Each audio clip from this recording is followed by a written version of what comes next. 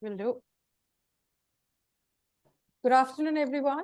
On behalf of the Adventure Tour Operators Association of India, I, Sonam Bhutia, extend a warm welcome to all of you. We are thrilled to have you join us today for this important webinar on enhancing safe journeys for women in tourism. To ensure a smooth and uninterrupted panel discussion, we kindly request all participants to please put themselves on mute. And the question and answer segment will be open to the audience after the panel discussion. You're kindly requested to send your questions in the chat box. Rest assured, all questions will be addressed. Thank you all for your understanding and participation. I would now like to introduce Ms. Shruti Anand, the chairperson of the ATOAI Women's Collective, to welcome the House and set the tone for what promises to be an enlightening and impactful session. Ms. Anand is a prominent leader in the adventure travel who has significantly impacted the industry through her company, Holiday Mood Adventures. With 27 years of experience, she focuses on sustainable tourism and delivers distinctive, customized, and travel experiences worldwide. Over to you, Ms. Anand. Thank you so much, Sonam. Good afternoon, everyone. Welcome to our webinar on Safe Journeys, Enhancing Women's Safety in Tourism. My name is Shruti Anand, and I'm honored to be the moderator for today's important discussion. Travel is an adventure, a journey that should be safe and enriching. At ATOAI, we believe that everyone deserves to explore the world without fear. Tourism is a powerful global industry that connects people across cultures, fosters economic development, and broadens our perspectives. Yet, as we embrace the opportunities it offers, we must also address its challenges. One of the most pressing issues we face today is ensuring the safety and well being of women travelers. The tourism industry should be a space where everyone feels secure and respected. However, statistics and real life experiences reveal that women often face unique risks when traveling, from harassment and assault to cultural insensitivity and inadequate support systems. The challenges are significant and varied. Today, we will not delve into the challenges, but will focus on finding solutions. As a precursor to this webinar, we had organized a survey within ATOAI where a few things stood out: that the operators have very less knowledge on SOPs or best practices that should be followed and wish to learn more. They are interested in training their staff, and they would wish to have more such knowledge sharing sessions. So here we are, bringing together a panel of distinguished experts, practitioners, and advocates who are dedicated to making tourism safer for women. Our goal is to explore best practices, practical strategies, share innovative solutions, and discuss how we can work collectively to create a safer and more inclusive environment for all travelers. We will dive into the topics such as standard operators that are internationally recognized, the importance of gender sensitization in the context of tourism, importance of gender perspectives in shaping effective safety practices. We encourage you to engage actively as your participation is crucial. Please share your questions and offer your insights throughout the session. Let's use this platform to foster meaningful dialogue and drive a tangible change. Before we begin, I would like to extend our gratitude to Ministry of Tourism, Government of India, for encouraging us to initiate this dialogue in the industry so that we can empower ourselves. We are honored with the presence of Mugdha Sinha ji Shockley, Director General, Ministry of Tourism, Government of India.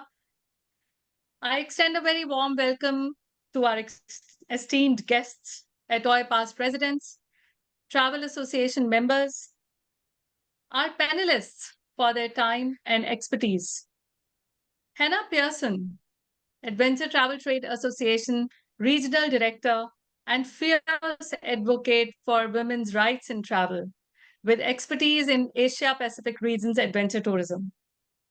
Dilshad Master, sustainable tourism pioneer and founder of Bulls Adventure, TEDx speaker, and outdoor leader. Mohit Agarwal, conservation travel expert dedicated to safe, responsible tourism through Asian adventures. I would like to invite the president at ATOAI, Mr. Ajit Bajaj, to welcome everyone and address the house. Ajit. Thank you so much, Arsh. On behalf of the Adventure Tour Operators Association of India, I'd like to extend a warm welcome to all of you for this webinar, Safe Journeys Enhancing Women's Safety in Tourism. I'm also privileged to extend a warm welcome to Ms. Mugdha Sinha, our Director General Tourism, Ministry of Tourism. Thank you, ma'am, for joining us on short notice in spite of your hectic schedule. And ma'am, on a formal note, welcome to the Ministry of Tourism.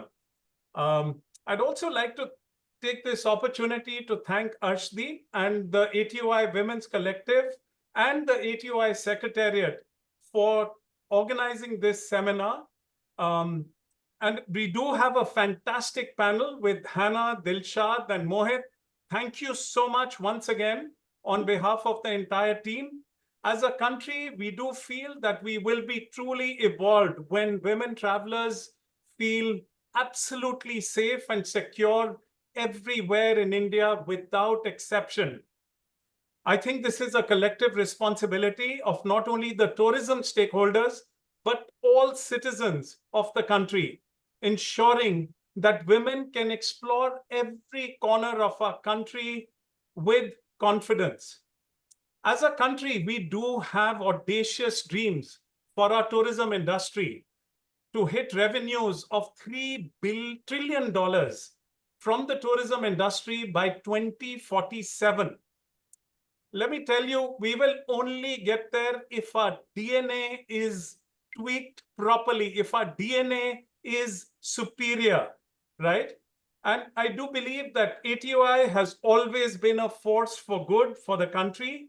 And as proud citizens of the country, we strongly feel that all stakeholders have to work together to make India the safest place in the world for women travelers, right?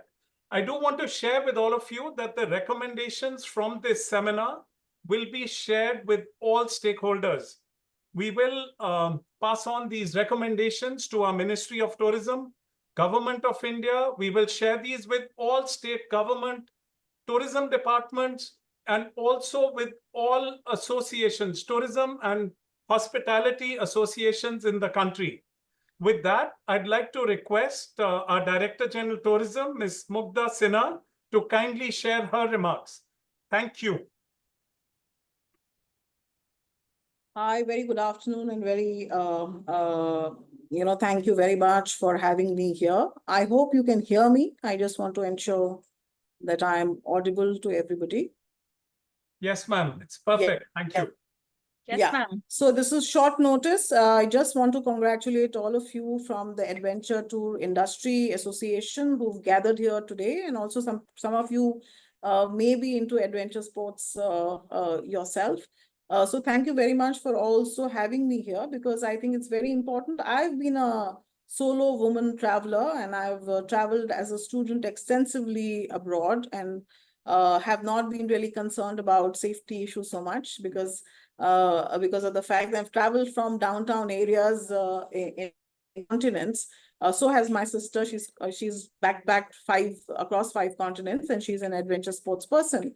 But the moment one has to travel in India, one thinks about safety, one thinks about hygiene. It becomes very, very important. And I'm saying this with full responsibility, that the perception of women being able to travel, women being able to do adventure sports in the country, solo travelers, both women and men for that matter, becomes very, very important, that we look at this space from the and the post adventure experience. In case of, say, a disaster happening, what are the protocols, what are the SOPs, from the point of view of the hosts, because we are living in a time of climate change, and we have commitments. So we must also ensure that wherever we go and wherever places that we visit, or whatever kind of adventure that we do, we must ensure that principles of sustainability are followed, not just mouthing them, but also ensuring them right from the material, right from the equipment, right from the host places and people. And people, I think, are very, very important. When we talk of providing safety, I think ensuring community becoming, making community become a part of that will be also very, very important, because the communities are the host in most places. People trek across places, meet and interact with people. So those things are important. As a policy maker, if we can anticipate the issues across sectors for adventure and tourism as a whole, I think that will be important, because there are interface issues, right? So if we can sort out interface issues with different ministries, that is my job, that is my core job. If I can give you scaffolds for ensuring that if you outreach, you do if something goes wrong, and if you want to outreach, you have proper protocols in place, there's a proper response. Those are my jobs. So you should tell us, because there are so many different kinds of adventures in India, so many different kinds of ways that we travel, solo, otherwise, whatever. What are the pain points? What are the places of interface? What is the intersectionality that happens? And which sector, which government, private, it's like a Venn diagram, no? In the universal set of tourism, there's the private and the government people. So tell us what and where needs to be done. If you can come up with a matrix, I'm happy to address those specific issues. Also, Indian traveler doing adventure in India and a foreign traveler doing adventure in India, Indian traveler traveling and a foreign traveler traveling, issues of languages, issues of culture, all those also need to be embedded when we talk of protocol, and we talk of giving the visitor an experience, a happy, the aftertaste of what you do, either a visit or an adventure, should not be a bitter pill, should be a happy moment in time. So I think we should look at what we can do. As a policymaker, I'm happy to address those issues. You will be able to tell us, because you have more experience in undergoing that whole protocol and process. So you tell me, and I will work for you to get those, arrangements in place to be able to sort out those issues. I think I'm slightly young in the organization right now. I have loads to learn from all of you, but I look forward to interacting. And this is a space where you will let me know that this is a charter of demands. You are my demandiers, and I'm happy to do policy advocacy with you, happy to write those scaffolds of policy. SOPs, I think let's call it SOPs, because I think this should be actionable points. And let's just get started. Thank you. I have another meeting to attend to, and I'm sure you have some brilliant points to discuss and get back to me. Please look at women-led development in terms of ensuring that there are more women who come into the community and are able to host people. So also if we can have trekkers who are, the trekking guides, if they can be women. Anna, so we are also promoting employment for women in the rural areas, in communities, and also ensuring that when a woman leads an expedition or a trek, there's also more safety for women solo travelers and things like that. Also gendered data collection is something that we should also look at, because data collection is very, very important for evidence-based policy making. So I think I will leave you with these things, because I'm getting calls. I have to attend another meeting, but I look forward to interacting with you in more detailed manner, to able to understand what your pain points are and how we can all work together. Thank you very much, Ajit ji, for having me here. And I think there is more scope for adventure tourism in India. But adventure tourism should not become an adventure in itself, is what we must ensure. So thank you and good luck, and have a very, very successful deliberations. And let me know what are your recommendations and how together we can all work together to get this whole area of adventure tourism and solo tourism sorted out in the most responsible and sustainable manner. Thank you so much, ma'am. Thank you for joining us on short notice, and we will be in touch with you. Sure. Thank sure. you. Thank you very much. Thank you. Thank you. With that, Arsh, may I request you to go ahead and take this forward, please? Thank you. Thank you, Jeet. It's really heartening to hear Ms. Mugdha Sinha, that, we believe we have some listening ears and helping hands there at the ministry. It set a good, tone to the webinar today. So I thank each of you for joining us today. Together, we can work towards a future where every woman can travel and with peace of mind. Thank you, and let's get started now. Travel Trade Association are our international partners, and we have worked together many a times in the past alongside Gabby and Shannon, and we will do so in future as well. We have with us today Hannah and Pearson, Regional Director, APAC, Asia Pacific. Originally from the UK, Hannah is an Oxford University alumni and is based in Kuala Lumpur, Malaysia. Over the past 11 years, Hannah has crisscrossed the region and gained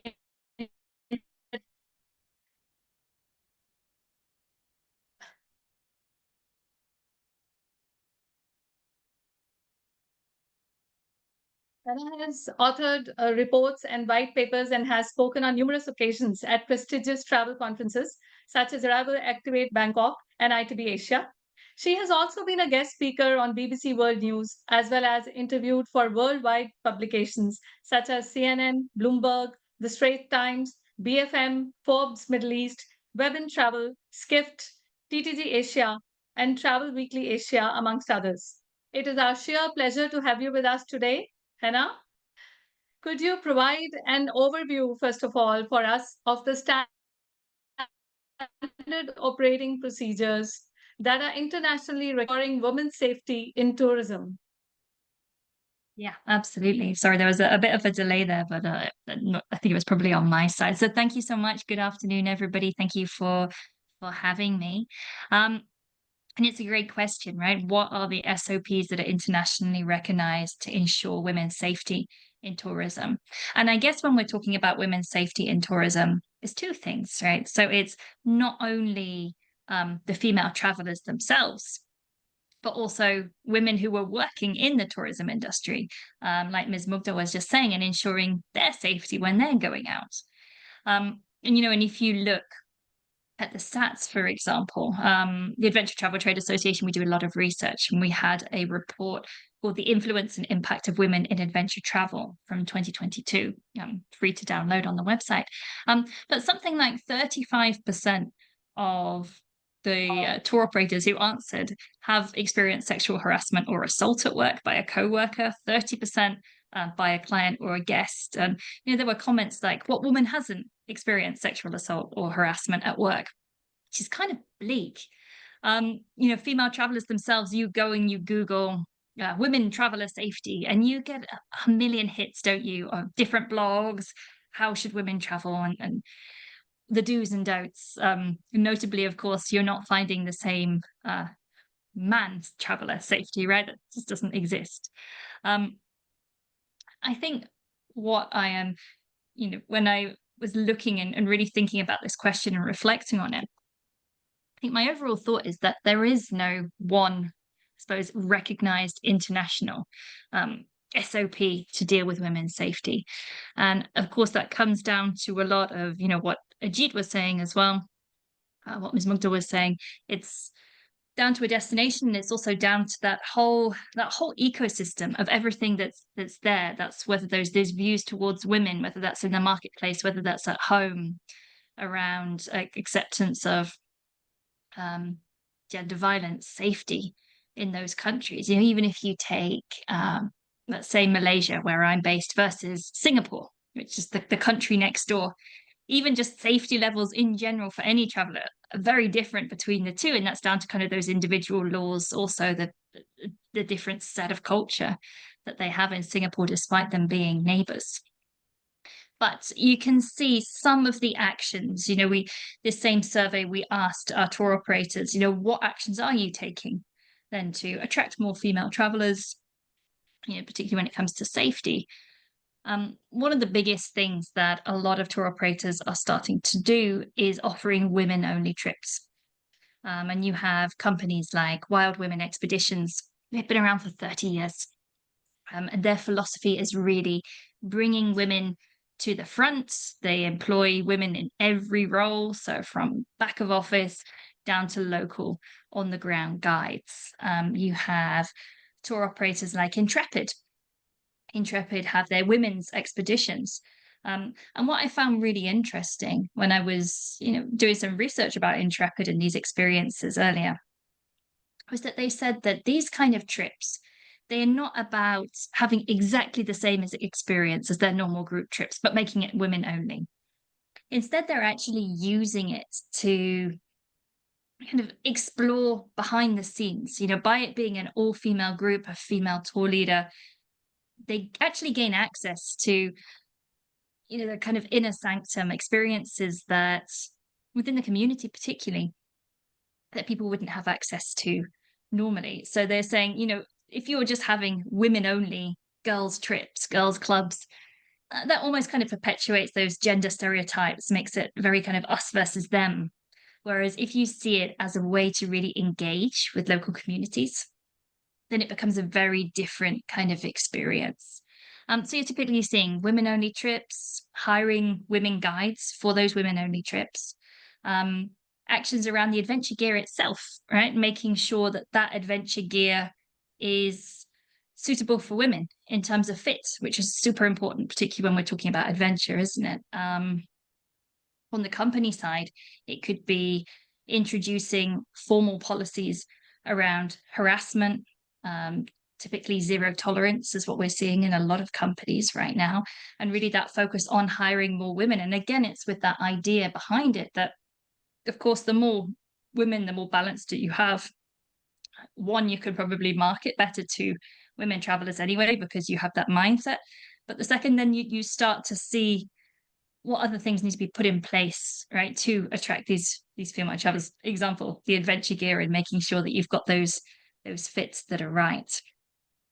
And I mean, I guess the last SOP that we have really for adventure travel is the general one. We have our adventure travel guide standard, that ATTA is a kind of founding member of.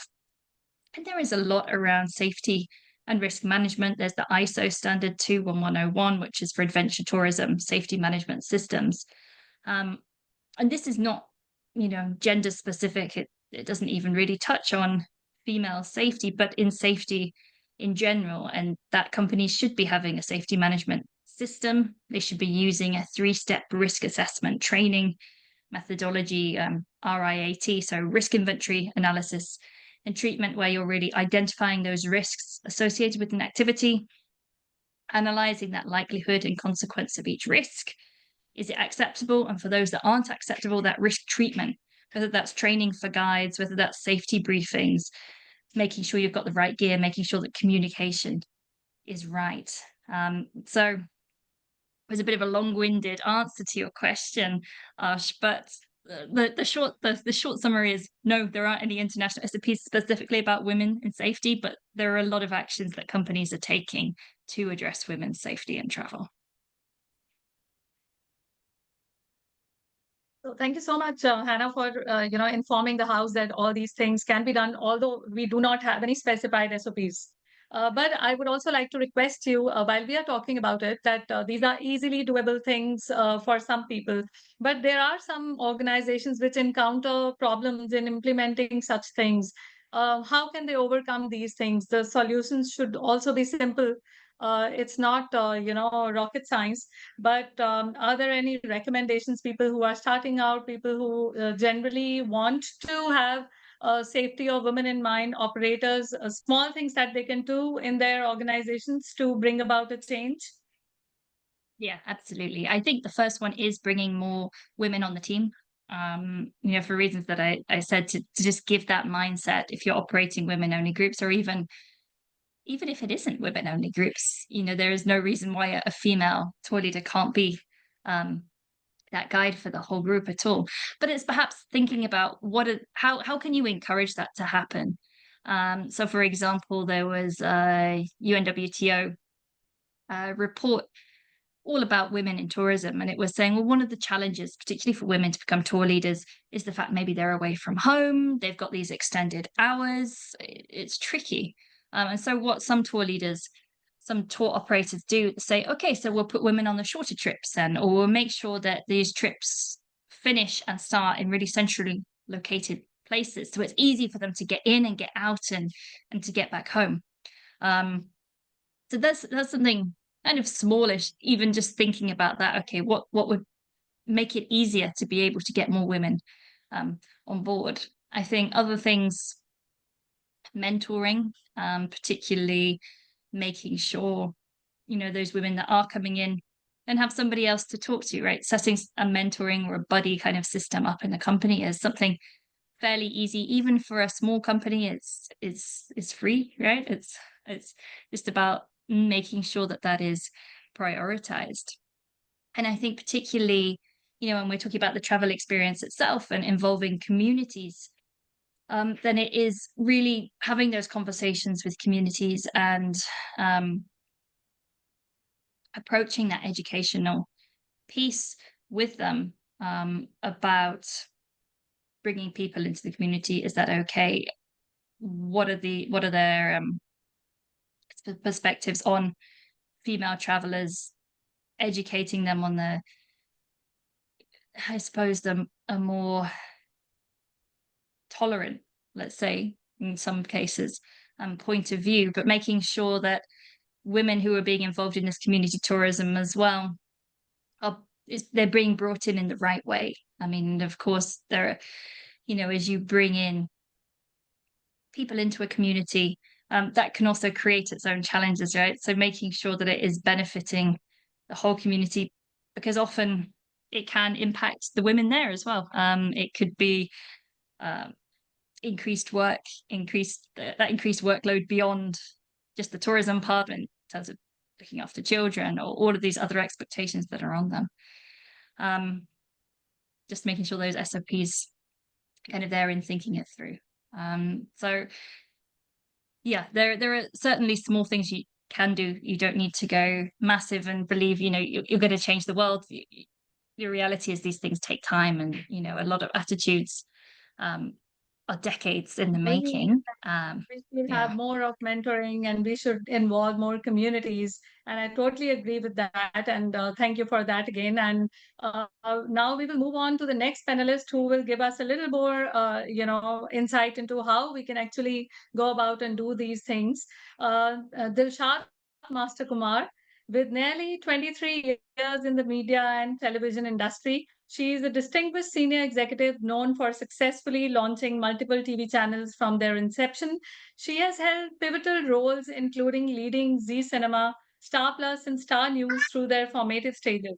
As CEO of UTV Entertainment, she played a crucial role in developing niche movie channels, transforming the company from a small team in a basement to a thriving organization with 70 professionals. Her passion for adventure was ignited during her tenure at National Geographic Channel, from television to adventure travel, where she now excels. As the founder and director of Bull's Adventures, she inspires others to step out of their comfort zones through motivational speaking. She shares insights on resilience, overcoming adversity, and achieving work-life balance, drawing from her personal experiences, including surviving cancer and leading challenging expeditions. Her mission is to encourage individuals of all ages to explore their true potential by embracing the wilderness. Dilshad, we are delighted with your presence here today. Can you begin by explaining what gender sensitization means and why it is crucial in the context of tourism?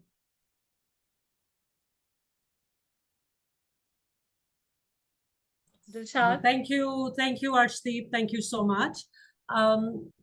You know, Hannah talked about the SOPs of women's safety. And I was making my points: engagement with local communities, women-only trips, female guides, zero tolerance for harassment. And these are absolutely mandatory, and there is absolutely no doubt about it. But I think we need to take the concept of safety one step further. There are external safety measures that we just talked about, and which are the SOPs that everybody should have in place. Those SOPs are not only for women, they should also be for men. Men should feel equally safe. We're talking about safety kayakers, we're talking about backup boats, we're talking about having your equipment in place, your harnesses, your carabiners, whatever they might be. However, there's also another safety that I call internal safety. And to me, that is gender sensitivity. So when we, when we talk of travel, let's just understand that travel was first made for men. It was not made for women. All right. If you look back 20 years in India alone, and you look at the uniforms of the air hostesses, all right, travel was not made for women. It was made for men. If you look at our trekking bags, for heaven's sake, I cannot believe that we haven't been able to come up with a trekking bag that I can put on my back and not feel my breast being pressed into place. Bicycles that we use for our holidays, they're not meant for the larger pelvics that women have. So, these are cars, for heaven's sake, cars that we all travel in for our holidays. The crash test dummies are all male physiology. They're not female physiology. Can you believe that? That I'm driving my own SUV, but if I crash, they haven't tested what will happen to a female. It's only for men.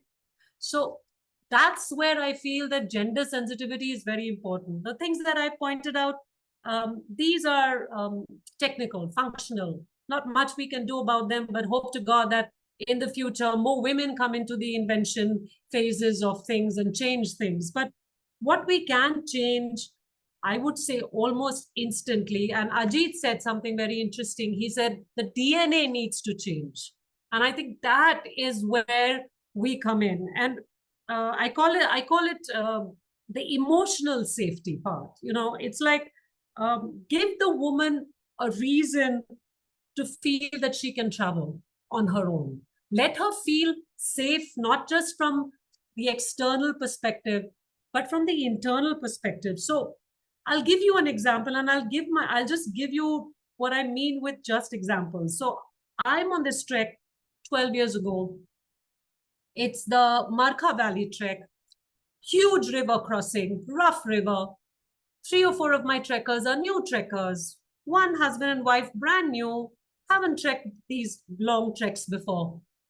The guide turns to the lady and says, and I'll say it in Hindi first, and then I'll translate it for Hannah and everybody else who doesn't understand. She says, "Madam, ye to mushkil hai aapke liye. Ma'am, this is going to be difficult for you." And, he didn't really mean it. He was just trying to be kind, I think. But I instantly turned around and said, "But why did you not say it to the gentleman? He's also a first-timer. How come you turned around and told the woman?" Now, this is what I call gender sensitivity. This is very important for our guides, for our trek leaders, for the people on our team. Very, very important for them to understand before they open their mouth that, am I saying something that's going to impact her negatively? The lady that was there before us, DG Tourism, she said it correctly. We are here to create happy memories. All of us are here. We're not in the business of travel for the business alone. We are here creating memories. And if they don't go back with a good memory, a happy memory, if your client goes back thinking, I was made to feel small, I was made to feel inept, then it's not a happy memory. And that is where gender sensitivity comes in. Let me give you another example, the loos.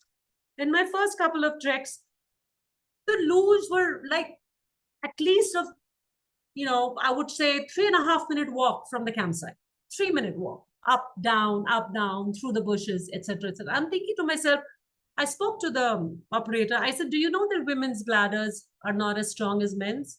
Do you understand that I cannot hold my pee as long as a man can? Why the hell have you put the loos so far away that I have to freaking trek to get there? That is gender sensitivity. Our adventure travel companies in India are very largely run by men. Trekking guides are men. Trek leaders, mostly men. If we don't teach them this, nobody else is going to teach them that because they didn't grow up being taught this by their parents. It is us who have to teach them these little things. I'll give you another example. Right now, last month, on a trek in Kashmir, all women's trek for the first time ever. I was leading an all women's trek. It was a very, very different experience for me. And big boulder, the lady gets up, and the first thing my guide does is extends his hand out to help. And the lady looks at his hand and she puts her hand back and says, I can do this myself. Now, that is gender sensitivity. All right. You do not put your hand out to help unless she asks for it. Because what you have done in your moment of thinking that I am helping, in that moment, you have told her you're not good enough. In that moment, you have told her you can't do this without my help. Benevolence. I don't think any woman traveler wants benevolence. She just wants to feel confident. She wants to feel safe. And she wants to feel that she has achieved something for herself. Women travel alone. Women travel in groups because they don't want to be judged. That is why they travel. These women travelers, as Hannah mentioned, women-only trips are getting popular. They don't want to be judged by everybody else around them. And that is what we do without realizing it. And I think that is, this is what, what in psychology is called unconscious bias. This is what we are constantly demonstrating to them. Instead of saying, you can do it, try, come on, try, you can do it. We are constantly there saying, don't worry, main hu na, I am there, why are you worried? Patronizing again, I am there, why are you worried? No, that's not what we want to hear. That's not what the woman traveler wants to hear. She wants to hear, you can do it, come on. And you know what? I have noticed more often than not, a female trek leader has the ability to give them that confidence. One, by demonstrating herself that she can do it. Two, because I have female guides in my team.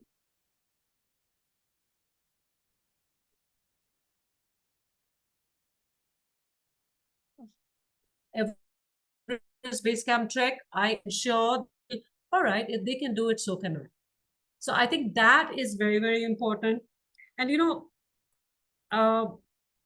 as we engage as a community, as we progress, women are getting stronger. Women are getting bolder. Women are willing to step out there. The men, unfortunately, have not caught up. They have not caught up because that conditioning, that DNA that Ajit spoke about is so inbuilt in them that training is so important to give impart at every point in time. We don't want your benevolence. We don't want your patronizing attitude. We don't want to feel that you are our savior. You are the guide. You're the trek leader. That's the role you play. But give me the confidence to feel I can move on.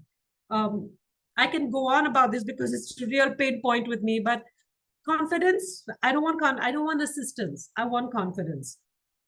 And the other thing that I've always, it's another pain point is, I know we keep coming back to the loose, but how many times have we seen a newspaper hung up in the bathroom tent or even in the bathrooms of small,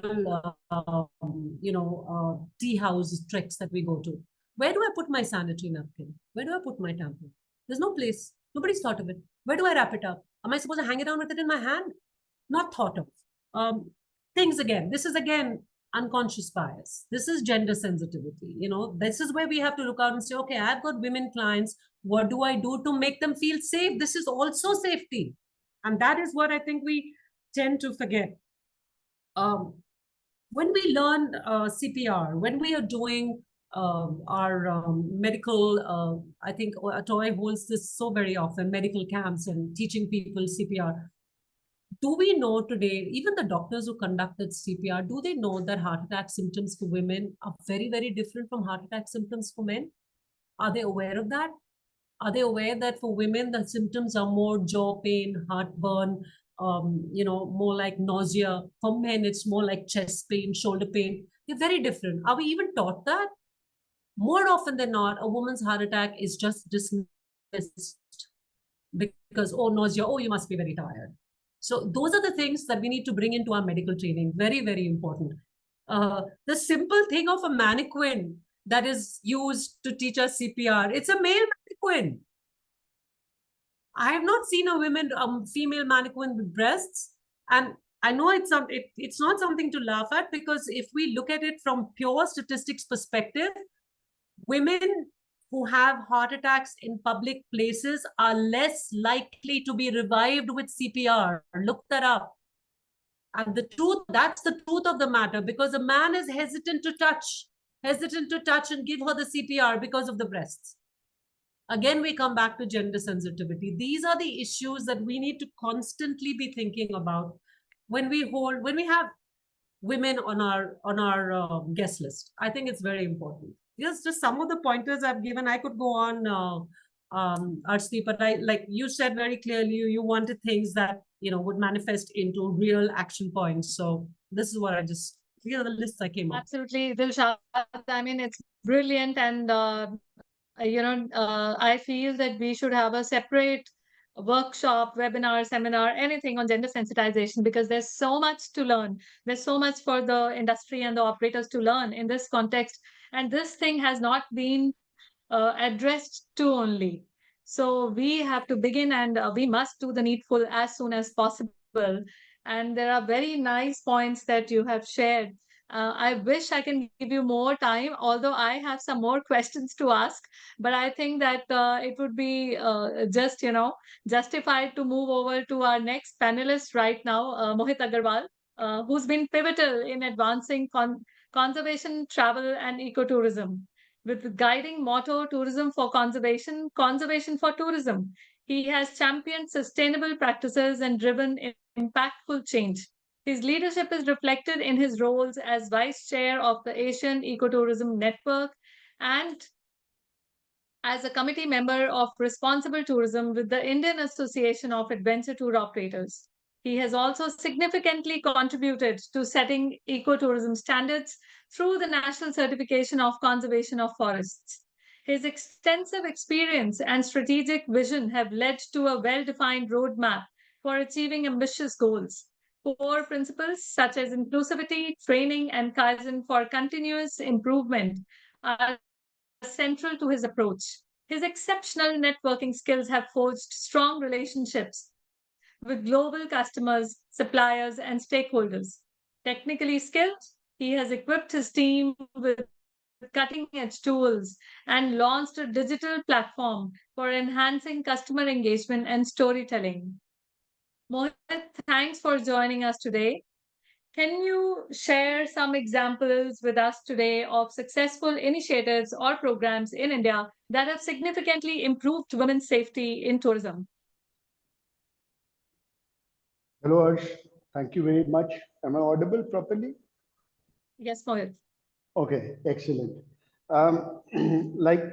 We had discussed, there are hardly any organizations in India which are completely women-centric. There are only a handful, maybe a few in Bangalore, and there are individual groups who are doing things. And, I'll tell you, while listening to Dilshad, it just made my life so simple because, whatever that she said is making 100% sense. And that's exactly what I wanted to tell you, that there are hardly any examples of women groups which are well organized, which have standards to follow, which sort of give surety or safety to women. It's usually a set of people or group of women who would get together, organize a trip through another travel company and travel across. And they all want to be together because they feel safe and there is oneness between them. They can take collective decisions which are women oriented. So there isn't, there are not many companies. I'm a solutionist. So I come up with solutions. I'm a system guy. If you allow, I will quickly show you some slides that will clarify what I'm up to. I'm taking this opportunity to tell ATOAI that we need to work on some standards for women's safety. And if you allow, I can start my slideshow right away. Yes, sure. Please go ahead.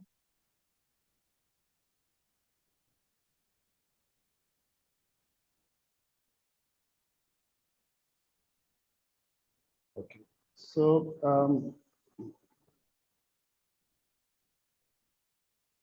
right.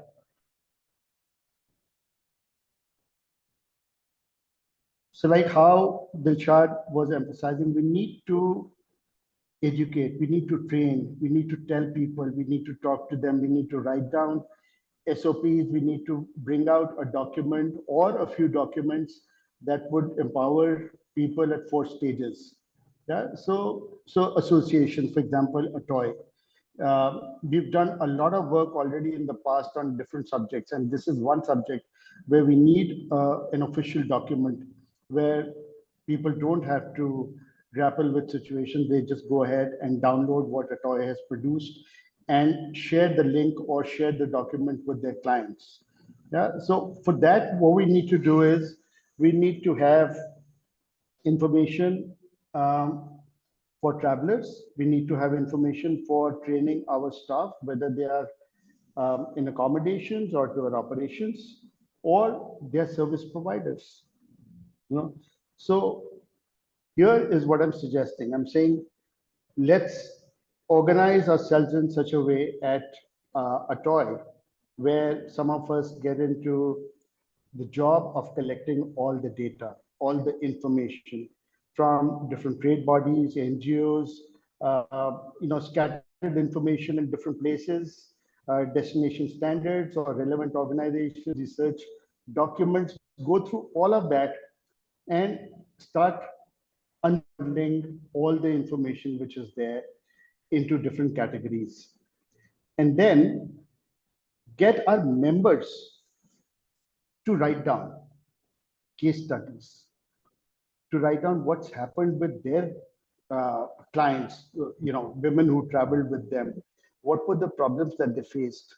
So like the chart said a few things, and she said that you could go on about it, and I completely appreciate that. I understand that, because there'll be hundreds of things that she'd want to tell people, and we need to document all of that stepwise, one by one.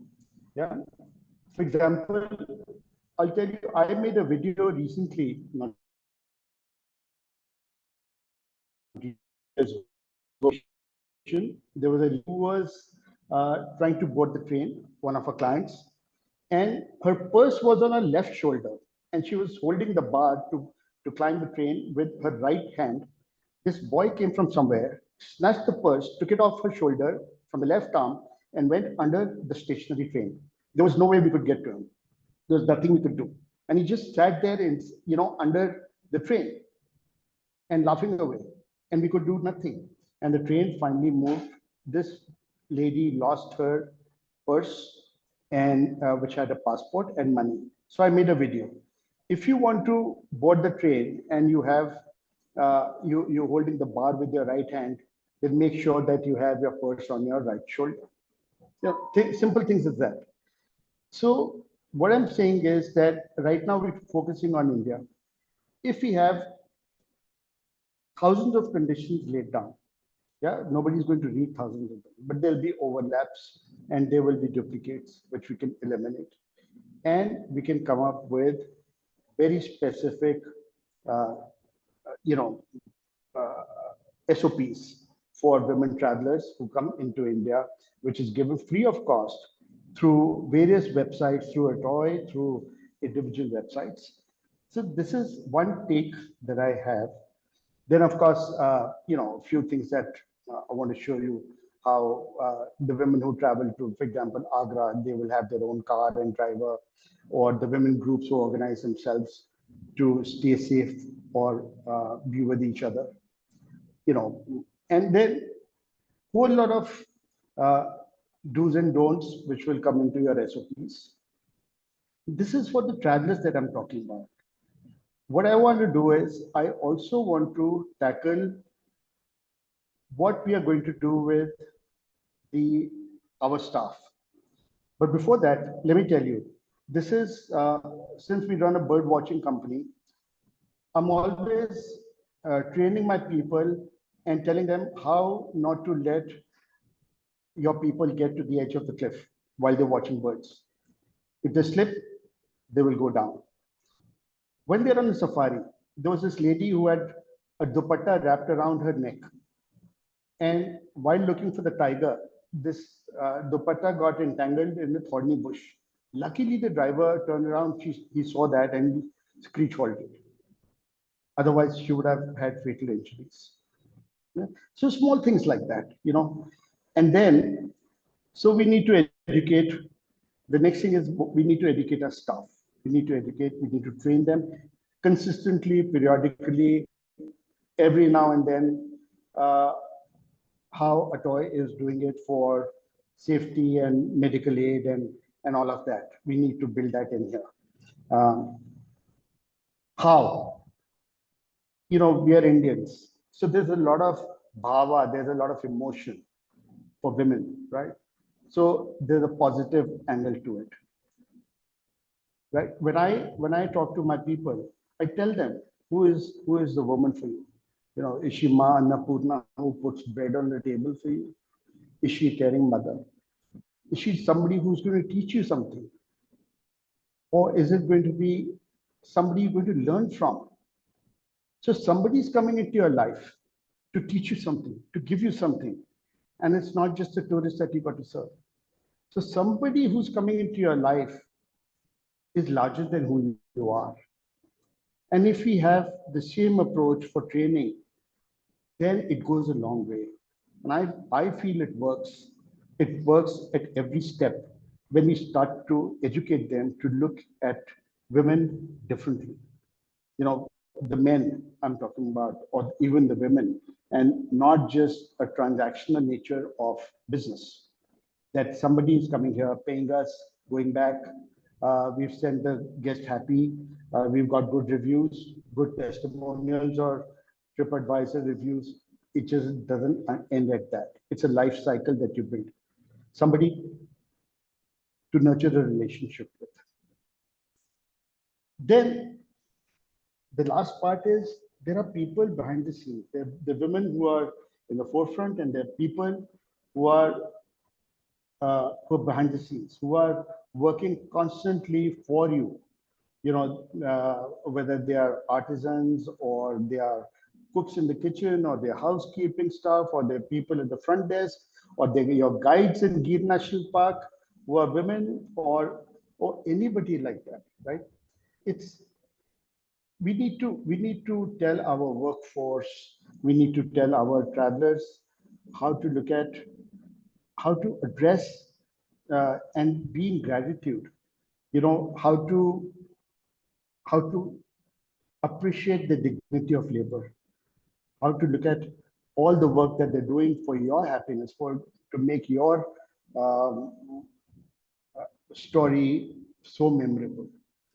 So that's a bit about what I sort of churned out, because I'm all into trainings and I just love it when people come up with documents and information that we can disseminate. And if there's a lady who's traveling alone, she knows that she's just going to be in safe hands, and there is no problem, because wherever she's going to go, she knows what to do, how to take care of herself. Is something that she needs to know. So some useful links which I'll share. I'll ask Arsh to share those links, which will be useful.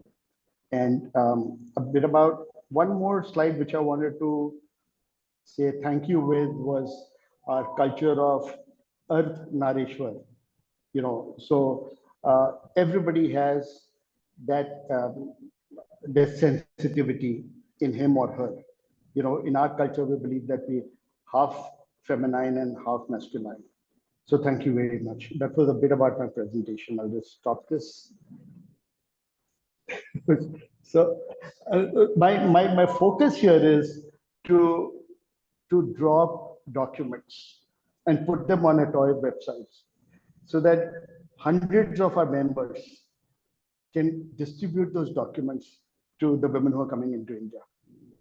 And they know exactly what to do in whichever region they're going to. They're going into the Northeast, fantastic. I'll tell you, there was my brother and I, we turned vegetarian 2013 because we didn't want to kill animals anymore. We were on a trek in Sikkim and we went to a homestay and the lady had cooked pork for us. So my brother and I looked at each other and I said, and we just quietly ate what she had cooked. And it was delicious. And later she got to know that we're vegetarian and she said, well, why didn't you tell me? I said, because, you made it with so much love. And while we were eating, you constantly were looking at us that whether we were enjoying it or not. So that's the respect that we need to have for each other.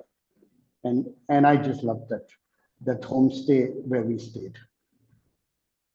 Well, thank you so very much. It was very insightful, whatever you said. And of course, we cannot stress more upon the requirement or need for training our people, whether it was Hannah who addressed, like, we need to involve more women, we should have more women leaders, whether it was Dilshad who said that we should instill more confidence in women. Women should have confidence to go ahead, and they don't need help, they need confidence. Or it is you who has told us a lot about, that how we have to train our staff and what we need to do for the best of our women travelers. This session has been really, really good, and I have a long list of questions still to go, but there is the paucity of time. So maybe there's just an MCQ kind of thing coming for Dilshad. That, Dilshad, people want to know what advice would you give to organizations that are just beginning to integrate gender sensitization into their safety practices? Just 1, 2, 3, 4 pointers from you, please.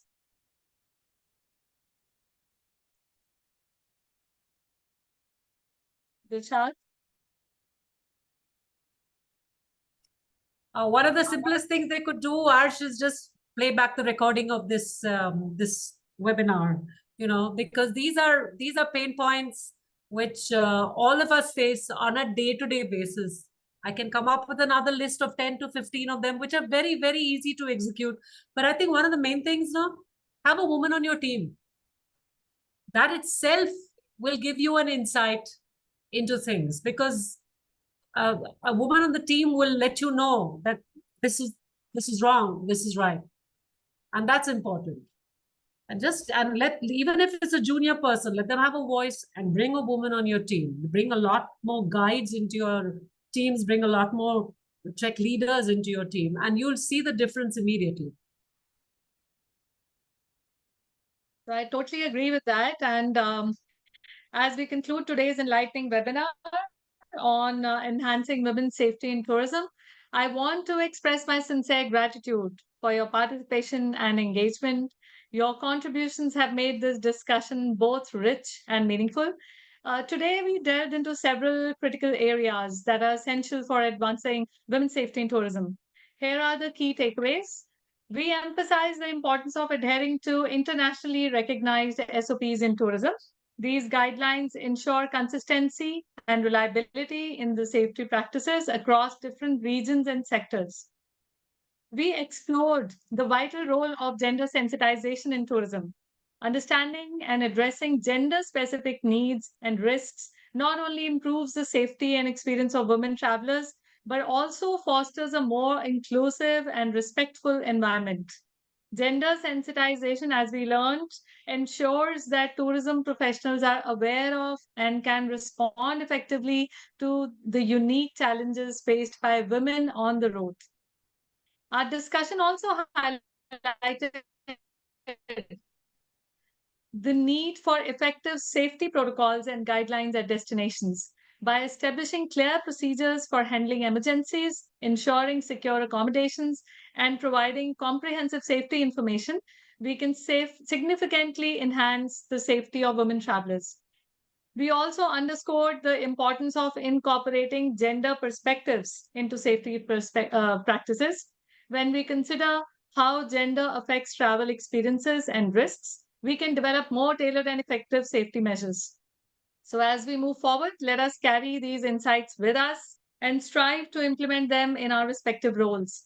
Whether you're a policymaker, a tourism professional, or a traveler, your commitment to these principles is essential in making travel safer and more inclusive for everyone.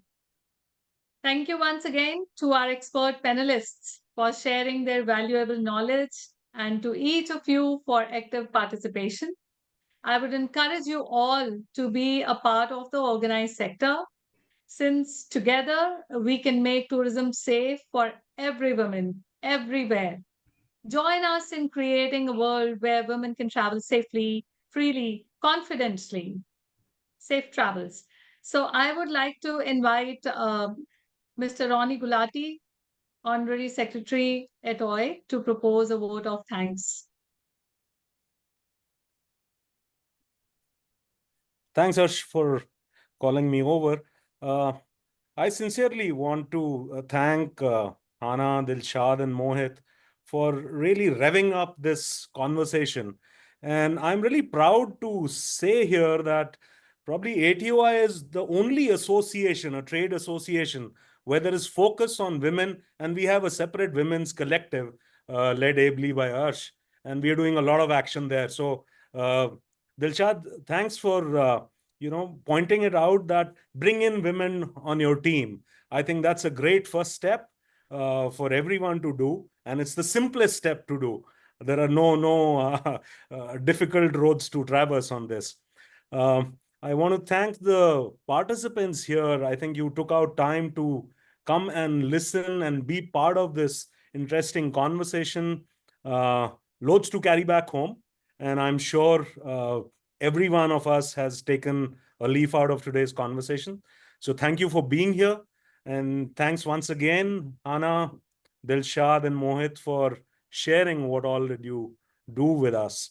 Thanks very much. And thanks for being here. And see you soon. We'll be continuing our efforts of conducting such seminars and meets. That's the, plank where ATOI stands on, of really spreading the message around. And training is the big word we learned today. We'll continue to do that. Thanks so much and have a good day. Thank you. Thank you very much, Rani.